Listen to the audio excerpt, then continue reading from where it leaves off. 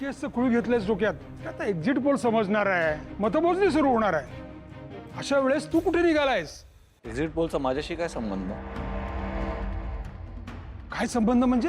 की या घरात म्हणजे तुम्ही मनमानीच लावली आहेत तुमची. काल मला पूजेला तुम्ही बसून दिलं नाही, मानाचा फेटा असं बांधलात नाही. मग तुम्हाला मतं मोजण्यासाठी मी कशाला हवाय?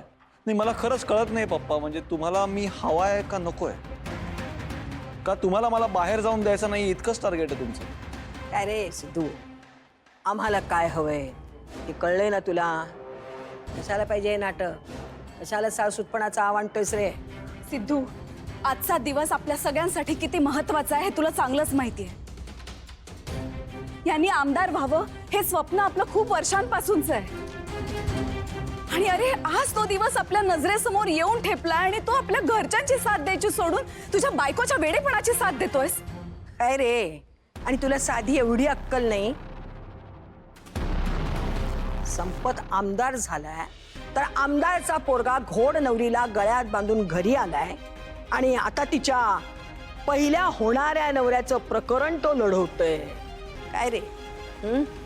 जनतेच्या मनात या आमदारांच्या बाबतीत काय येणार आहे?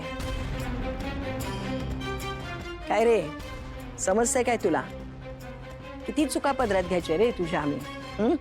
मी जे करतोय ते बरोबर आहे आणि माझ्या मनाला ते पटतंय.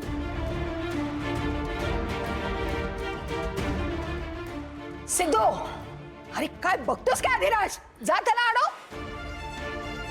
अडव म्हटलं की नाही?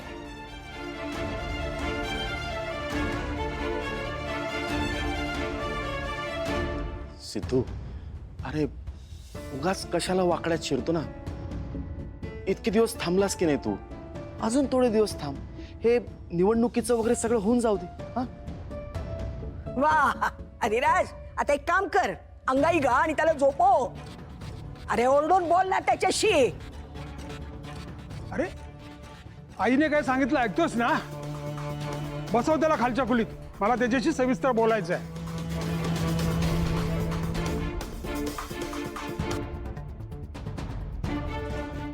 अरे त्याचं बकोटं धर.